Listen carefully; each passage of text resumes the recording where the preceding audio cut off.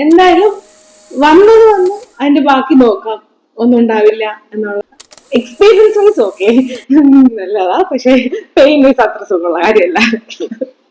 കാരണം ഒരു മിറക്കിൾ ബേബിയാണ്. പക്ഷെ ഇതൊരു ഫോഴ്സ്ഡ് പ്രഗ്നൻസി റിവ്യൂ ആണ്. Hi hello friends, welcome back to my YouTube channel.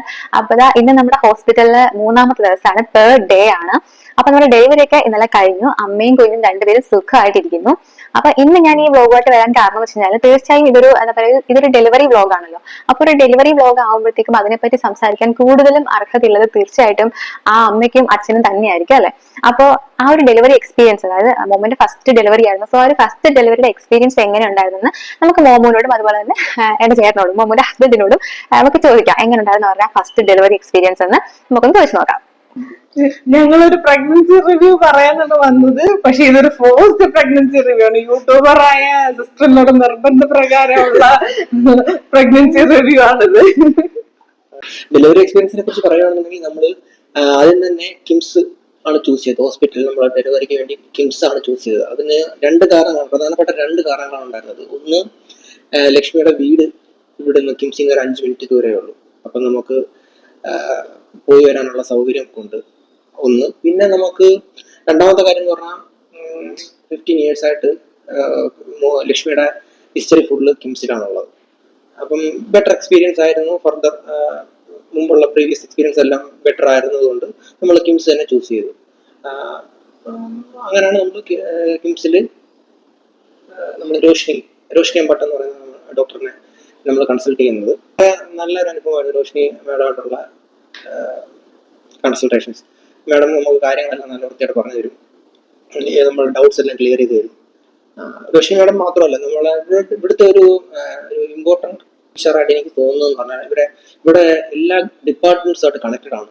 നമുക്കൊരു ഗൈനക്കിലൊരു ഇഷ്യൂ വന്നു കഴിഞ്ഞാൽ, നല്ലതുണ്ടെങ്കിൽ നമുക്ക് എന്തെങ്കിലും ഒരു ഇഷ്യൂ വന്നു കഴിഞ്ഞാൽ പല ഡിപ്പാർട്ട്മെന്റ്സിൽ നമുക്ക് അപ്പോഴേ കണക്ട് ചെയ്ത് അവിടുത്തെ മെയിൻ ഡോക്ടേഴ്സുമായിട്ട് കൺസൾട്ട് ചെയ്യാനുള്ള ഒരു സൗകര്യം ഉണ്ട്. എനിവേ, നമ്മൾ ആ ഡിസിഷൻ കറക്റ്റ് ആയിരുന്നു എന്ന് നമുക്ക് ഇപ്പൊ പറയാൻ പറ്റും. നല്ല ഫെസിലിറ്റി ആയിരുന്നു നമുക്ക് ഉണ്ടായിരുന്നത്. പിന്നെ വേറൊരു റീസൺ എന്ന് പറയുമ്പോഴത്തേനും, ഡെലിവറി ടൈമിൽ ഹസ്ബൻഡിനെ കൂടെ നിർത്താനായിട്ട് മിക്ക ഹോസ്പിറ്റൽസിലും ഫെസിലിറ്റി ഉണ്ടോ എന്ന് എനിക്കറിയില്ല. ഇവിടെ അങ്ങനെ ഒരു സംഭവം ഉണ്ട് എന്നുള്ളത് എനിക്ക് ആദ്യമേ അറിയുന്ന കാര്യം. അപ്പോൾ അതും ഹോസ്പിറ്റലിൽ ചൂസ് ചെയ്യാനായിട്ടുള്ളൊരു റീസൺ ആയിരുന്നു. ഹസ്ബൻഡിനെ കൂടെ നിർത്തും, അപ്പൊ അതിന് വേണ്ടിയിട്ട് സ്യൂട്ട് ഫെസിലിറ്റി ഉണ്ട്. പിന്നെ ഡേ ടൈം ആണെന്നുണ്ടെങ്കിൽ ഹസ്ബൻഡിന്റെ കൂടെ നിൽക്കാൻ പറ്റും എന്നുള്ള ഒരു കാര്യം കൂടെ ഉണ്ടായിരുന്നു. സ്റ്റാർട്ടിങ് തൊട്ട് നമ്മുടെ ഫസ്റ്റ് സ്കാൻ തൊട്ടിട്ട് കിംസിൽ തന്നെ എടുക്കുന്ന റോഷ്നി മാഡം ഭയങ്കര ഫേവറബിൾ ആൻഡ് സപ്പോർട്ടീവ് ആയിട്ടുള്ള ഡോക്ടറായിരുന്നു. പിന്നെ എല്ലാ സ്കാൻസും എല്ലാം ഇവിടെ തന്നെ ആയിരുന്നു. അതിൻ്റെ ഇൻ ബിറ്റ്വീൻ വന്ന ബുദ്ധിമുട്ടുകൾ കാര്യങ്ങളൊക്കെ മാനേജ് ചെയ്യാനോട്ട് ഒക്കെ സ്റ്റാഫും എല്ലാവരും സപ്പോർട്ടീവ് ആയിരുന്നു. പിന്നെ ഡെലിവറിക്ക് ഇനീഷ്യലി 39+3 weeks ആയിരുന്നു പറഞ്ഞിട്ടുണ്ടായിരുന്നത്. പിന്നെ കുറച്ച് ബേബി വെയിറ്റും സ്കാൻ ഡീറ്റെയിൽസ് ഒക്കെ അനുസരിച്ചിട്ട് ഒരു 1 week കൂടെ പോയി പോണായി. 38+3 എന്ന് പറയുന്ന ഡേറ്റിൽ നമ്മൾ അഡ്മിറ്റ് ആയി. ഇൻഡ്യൂസ് ചെയ്യാം എന്നുള്ളതായിരുന്നു മാഡത്തിന്റെ ട്രീറ്റ്മെന്റ് പ്ലാൻ. അഡ്മിറ്റ് ആയി. നമ്മൾ ഇൻഡ്യൂസ് ചെയ്യാൻ വേണ്ടിയിട്ട് ടാബ്ലറ്റ് ഒക്കെ തന്നു. ഫസ്റ്റ് ഡോസ് എടുത്ത് പ്രത്യേകിച്ച് ചേഞ്ച് ഒന്നും ഉണ്ടായില്ല. സെക്കൻഡ് ഡോസ് ടാബ്ലറ്റ് തന്നു. അതിൻ്റെ ഒരു എൻഡൊക്കെ ആയപ്പോഴത്തേനും ചെറിയ പെയിൻ വന്നു തുടങ്ങി. പിന്നെ 3rd ടാബ്ലറ്റ് ഒക്കെ ആയപ്പോഴത്തേനും സഡൻ ആയിട്ട് പെയിൻ ഷിഫ്റ്റും ഡയലേഷനും ഒക്കെ സംഭവിച്ചു. പിന്നെ ലേബർ റൂമിൽ നിന്ന് ബർത്ത് സൂട്ടിലോട്ട് മാറി. അത് കഴിഞ്ഞ് എല്ലാം വളരെ റാപ്പിഡ് ആയിരുന്നു. ഒരു 3 hours സാധാരണ 24 hour അങ്ങനെ ലോങ് ഡ്യൂറേഷനൊക്കെ പോവും എന്നൊക്കെ കേട്ടിട്ടുണ്ട്. പക്ഷെ ഇതെല്ലാം ചടപടി 3 hours എന്ന് പറഞ്ഞാലും ആ 3 hours ആയിട്ട് ഫീൽ ചെയ്തില്ല. സഡൻ ആയിട്ട് പെയിൻ വന്നു. അത് നോർമൽ ഡെലിവറി ആയിട്ട് 6:18 ആയപ്പോഴത്തേനും ബേബി ബോയ് എന്താ പറയാ റോഷ്നി മാഡം പുറത്തെടുത്തു. ഉടനെ തന്നെ പീഡിയാട്രിക് കൺസൾട്ടേഷൻ ഒക്കെ ഉണ്ടായിരുന്നു. അതിൽ നെസസറി ആയിട്ടുള്ള കാര്യങ്ങളൊക്കെ മാനേജ് ചെയ്തു. കോർഡിനേറ്റഡ് ആയിരുന്നു. പിന്നെ ഒബ്സർവേഷൻ, 6 hours ഒബ്സർവേഷൻ ഉണ്ട്. ആ ഒബ്സർവേഷന് എല്ലാം ഫേവറബിൾ ആയപ്പോഴത്തേനും പിന്നെ നമ്മൾ റൂമിലോട്ട് ഷിഫ്റ്റ് ചെയ്യുന്നതാണ് ഉണ്ടായിരുന്നത്. അപ്പോൾ ഓവറോൾ പ്രതീക്ഷിച്ച എന്താ പറയാ അത്രയും പ്രശ്നം തോന്നിയില്ല. ഡിഫിക്കൽട്ട് ആയിരുന്നു, എന്നാലും കുഴപ്പമില്ല. പിന്നെ ഫുൾ എൻ്റയർ ഫാമിലി സപ്പോർട്ടും പിന്നെ അവർക്ക് ബസ്യൂട്ട് ആയതുകൊണ്ട് അവർക്ക് കൂടെ നിൽക്കാൻ പറ്റുന്നതും അപ്പൊ ഒരു ഏലിയനേറ്റഡ് ഫീലിംഗ് ഒന്നും ഉണ്ടാകത്തില്ല. അറിയുന്നവർ തന്നെയാണ് കൂടെ ഉള്ളത്. അതുകൊണ്ട് ഓവറോൾ എക്സ്പീരിയൻസ് വൈസ് ഓക്കെ നല്ലതാ. പക്ഷെ പെയിൻ വൈസ് അത്ര സുഖമുള്ള കാര്യമല്ല. പിന്നെ ഒരു ഇൻട്രസ്റ്റിംഗ് ആയിട്ടുള്ള ഫാക്ട് എന്ന് പറഞ്ഞു കഴിഞ്ഞാല് ഞങ്ങൾ പേര് കണ്ടോട്ട് ചോദിച്ചത് തന്നെ ആദ്യം വിചാരിച്ചത് മിറക്കിൾ എന്ന് പേരിടാന്ന് വിചാരിച്ചു. കാരണം ഒരു മിറക്കിൾ ബേബിയാണ്. ഞങ്ങള് 2 months ഓൾമോസ്റ്റ് ആയപ്പോഴത്തേനുമാണ് കൺസീവ് ആയിരുന്നു എന്നുള്ള കാര്യം അറിയുന്നത് തന്നെ. ഞങ്ങളൊരു 1 week ബാക്ക് പാക്ക് ട്രിപ്പ് ഒക്കെ പോയിട്ട് വന്നതിന് ശേഷം ഒരു നോർമൽ ബ്ലോട്ടിംഗ് ആയിട്ട് ഹോസ്പിറ്റലിൽ പോയി ഗ്യാസ്ട്രോൻട്രോളജി കാണിച്ച് മെഡിസിൻ ഒക്കെ കഴിച്ച് കുറവായിട്ടാണ് ഞങ്ങള് ഇത് പ്രഗ്നൻസി ആണ് എന്നുള്ള ഒരു കൺക്ലൂഷനിലോട്ടൊക്കെ വരുന്നത്.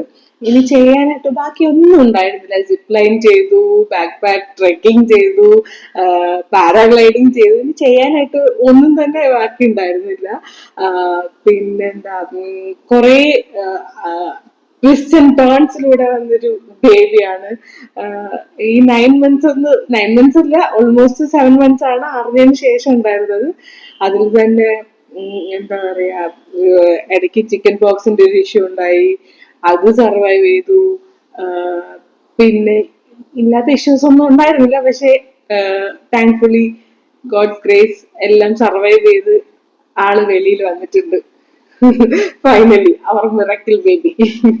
അതിന് എന്താ കിംസ് മാനേജ്മെന്റിന്റെ സപ്പോർട്ട് ഭയങ്കര സപ്പോർട്ടായിരുന്നു. ഈ പറയുന്ന ഇഷ്യൂസ് എല്ലാം ഉണ്ടായപ്പോഴും അവർ നമ്മുടെ കൂടെ നിന്ന് അവര് നമ്മുടെ അടുത്ത് പറഞ്ഞു ഞങ്ങൾക്ക് ഇത് കണ്ടിന്യൂ ചെയ്യാൻ പറ്റുമോ, ഇത്രയൊക്കെ ആക്ടിവിറ്റീസും കാര്യങ്ങളൊക്കെ വന്നപ്പോഴത്തേനും എന്തെങ്കിലും പ്രോബ്ലംസ് ഉണ്ടാവോ, എന്താ പറയാ എന്തെങ്കിലും ഡിഫക്ട്സ് വരുമോ എന്നൊക്കെ ഉള്ള ഒത്തിരി കൺഫ്യൂഷൻസ് ആൻഡ് ഡൗട്ട്സിലൊക്കെ നിന്നപ്പോഴും അതൊന്നൊരു ഇഷ്യൂ അല്ല. എന്താ പറയാ ഇത്രയും ആയിട്ടും ബേബി സ്കാനിലും ഒക്കെ ഹെൽത്തി ആയിട്ടുണ്ട്. എന്ത് വന്നാലും നമ്മൾ നോക്കിക്കോളാം എന്ന് പറയുന്ന ഒരു വേർഡ് ഉണ്ട്. നമ്മൾ ഡൗട്ട്ഫുൾ ആയിട്ട് നിൽക്കുന്ന സമയത്ത് അവര് പറയുന്നത് നമ്മുടെ അടുത്ത് എന്ത് വന്നാലും ഞങ്ങൾ നോക്കിക്കോളാം, ഡോണ്ട് വറി എന്ന് പറയുന്ന ഒരു വേർഡ് ഉണ്ട്. ആ ഒരു വേർഡിന്റെ പുറത്താണ് നമ്മൾ മുന്നോട്ട് പോയത്. റോഷ്നി മാഡം തന്ന ഒരു മോട്ടിവേഷൻ, ലെറ്റ്സ് കണ്ടിന്യൂ ദിസ്, ഒരു കുഴപ്പമുണ്ടാവില്ല എന്നുള്ള അഷുറൻസ്, അതൊക്കെ കൊണ്ടാണ് ഈ ഒരു ജേർണി സർവൈവ് ചെയ്ത് വന്നത്. അതാണ് ഇവിടുത്തെ ഡോക്ടേഴ്സിന്റെയും ബാക്കി എല്ലാ സപ്പോർട്ടിങ് സ്റ്റാഫിന്റെയും ഒക്കെ അഷുറൻസ് ആയിരുന്നത്. അതായിരുന്നു ഞങ്ങൾക്ക് ഏറ്റവും സപ്പോർട്ടീവ് ആയിട്ടുണ്ടായിരുന്നത്. Anyway, thank you KIMS health and Roshni madam, especially some junior doctors, doctor Rasna, ഇവിടുത്തെ സിസ്റ്റേഴ്സ് ആയാലും ബാക്കി സപ്പോർട്ടിങ് സ്റ്റാഫ് ആയാലും ലേബർ റൂം സ്റ്റാഫ് എല്ലാവരും ഭയങ്കര ഹെൽപ്ഫുൾ ആൻഡ് ഭയങ്കര കോപ്പറേറ്റീവ് ആയിരുന്നു. feel like home. അതെ, Thank you. Hospital feels home.